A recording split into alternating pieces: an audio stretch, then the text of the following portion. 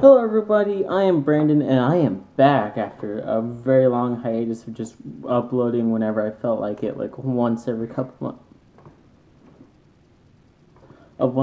months. But whatever, I am back. I'm going to try to upload stuff. I'm working on a script for a Daredevil video for next week that I've actually been working on for a while. But anyway, up to the current topic. It's Halloween, therefore I got pizza.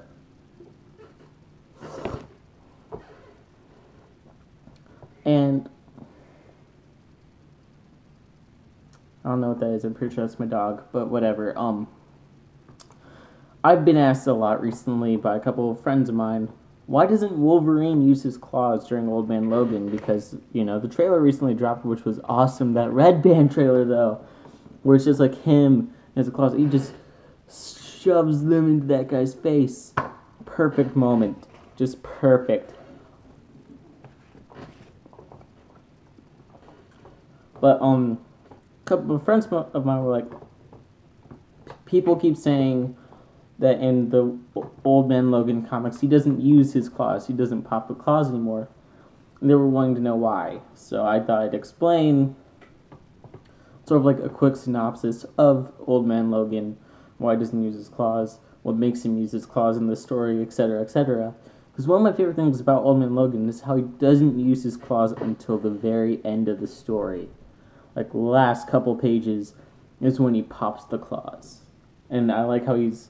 Because normally when we think Wolverine, we think, that animalistic, feral guy who's running through, just slicing the crap out of every bad guy he runs into. Is completely bonkers.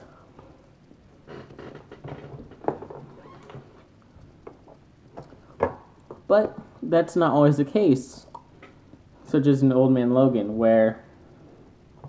Basically, we pick up in Old Man Logan where all the villains are teaming up. They're all working together to take down the heroes, switching each other up because, Mysterio isn't that effective against Spider-Man, so we're going to have somebody else go fight Spider-Man. But who they send Mysterio to fight is the X-Men, and this ends fantastically. Well, not actually, but it ends fantastically for the villains. Like, it's a really good victory for them because Mysterio is able to manipulate Wolverine into thinking that there are bad guys attacking the school, like the Xavier Institute for Gifted Youngsters, or whatever. Go away notifications. But in reality, there's no one attacking. So as he's just cutting down these enemies, and when he does, like when the dust settles, he notices that the illusion goes away, and he killed all the X-Men. Like, all of them. He kills every X-Men member there was.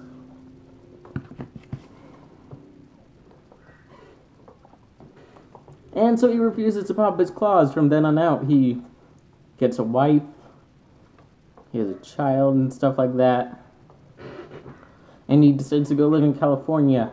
And since, now the heroes don't have the X-Men, one of the major big hitters in teams in the X-Men, in the Marvel Universe as a whole, the X-Men are one of the strongest teams. And you lose Wolverine, one of the people who is nigh impossible to kill, so the heroes are wiped out.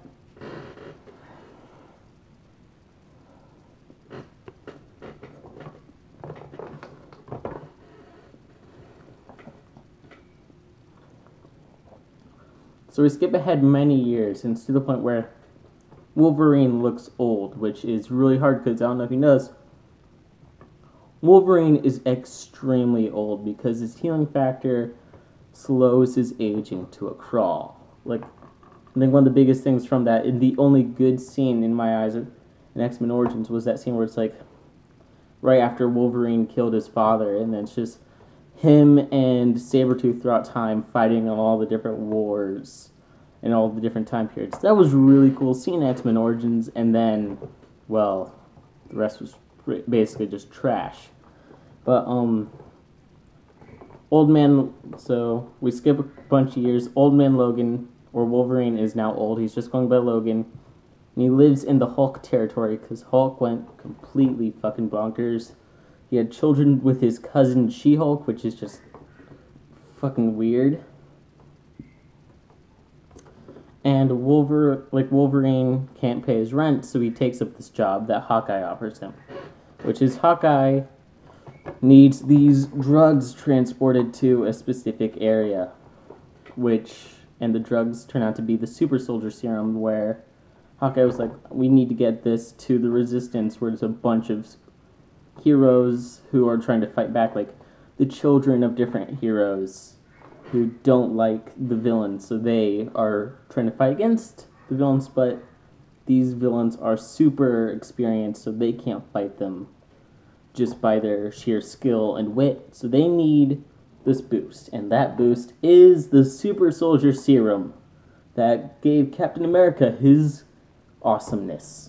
Turned him from that young child who's extremely skinny and made him that big buff guy that we see represented by Chris Evans nowadays. It's like there's a lot of it which I was under the impression no one could recreate that, or that no one was able to successfully do it.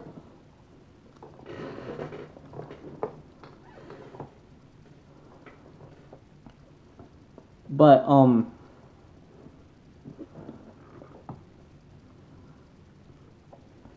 yeah, so it's done, and Wolverine and Hawkeye go on this adventure. I'm pretty sure at some point Hawkeye gets killed on the way there because he's blind now. He's basically like Daredevil, and he's going around in the Spider-Mobile, which is awesome because I, for one, totally forgot Spider-Man had a car that basically was Spider-Man. It can climb up walls and stuff like that.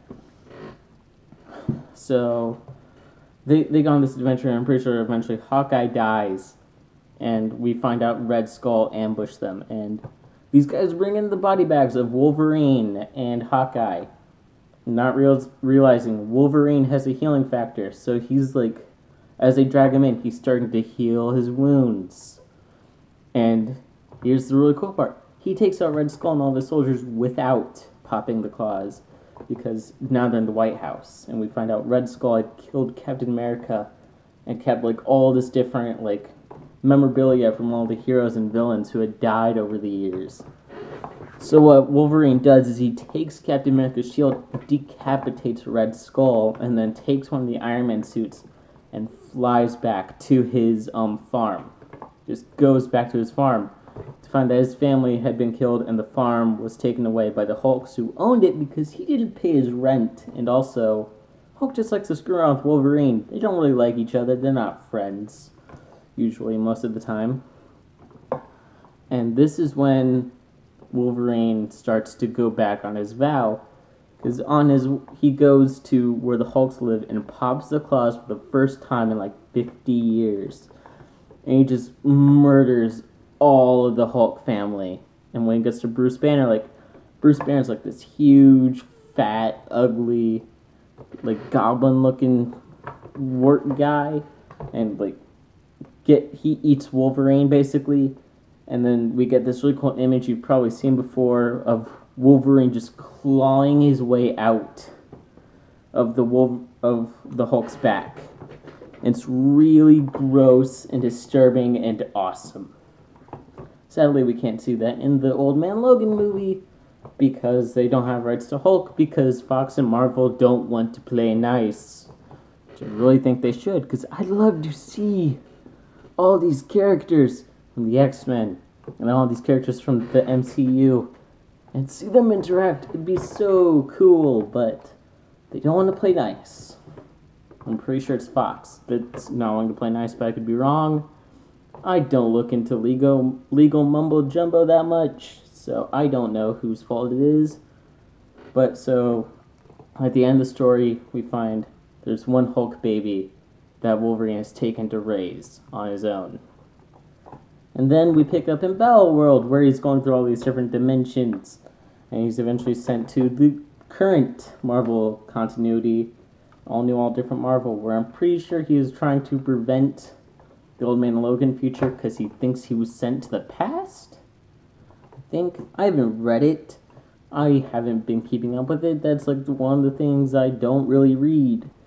But yeah, so that's a brief explanation of Old Man Logan. This went from why doesn't he pop his claws to the story.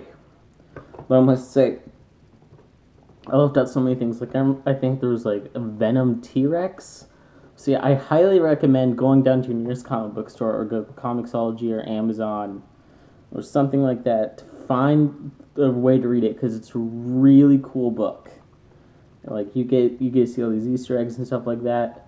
So go read it because I left out a bunch of stuff. This is only 10 minutes. Trust me, I did not do the book justice. So go check it out. And, well, also follow me on Twitter at Brando Vader because that's where I'm going to be updating all the stuff. I have some stuff planned, like the Starship Infinity podcast, which is going to be coming within the next few weeks as soon as me and my buddies find time to record, and it might actually be live streamed. So keep an eye out for that. Go follow me on Twitter for updates on that. Also, for those who have been following me on Twitter and have seen all the polls I've been doing, those might be for a future project I'm working on. Anyway, I'll see you later. Bye, guys.